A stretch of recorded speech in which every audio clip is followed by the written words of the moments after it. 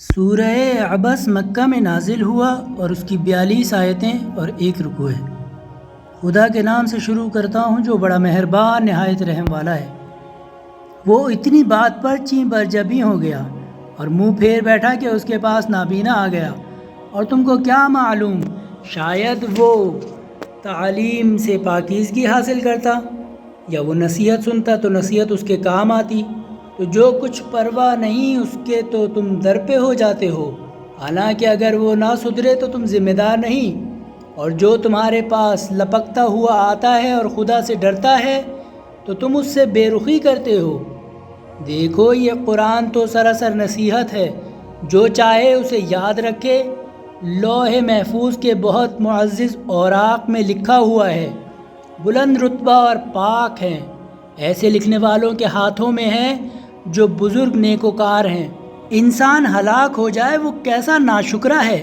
خدا نے اس کو کس چیز سے پیدا کیا؟ نطفے سے اسے پیدا کیا، پھر اس کا اندازہ مقرر کیا، پھر اس کا راستہ آسان کر دیا، پھر اسے موت دی، پھر اسے قبر میں دفن کرایا، پھر جب چاہے گا اٹھا کھڑا کرے گا۔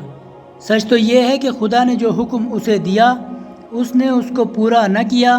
تو انسان کو اپنے گھاٹے ہی کی طرف غور کرنا چاہیے کہ ہم ہی نے بادل سے پانی برسایا، پھر ہم ہی نے زمین درخت اگا کر چیری پھاڑی، پھر ہم نے اس میں اناج اگایا اور انگور اور ترکاریاں اور زیتون اور کھجوریں اور گھنے گھنے باغات اور میوے اور چارہ۔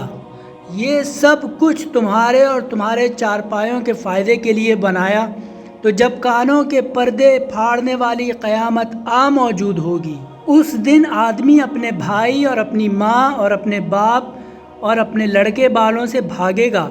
اس دن ہر شخص اپنی نجات کی ایسی فکر میں ہوگا جو اسے مشغول ہونے کے لیے کافی ہو۔ بہت سے چہرے تو اس دن چمکتے ہوں گے، خندہ شادماں یہی نیکوکار ہیں، اور بہت سے چہرے ایسے ہوں گے جن پر گرد پڑی ہوگی، اس پر سیاہی چھائی ہوئی ہوگی، یہی کفار بدکار ہیں۔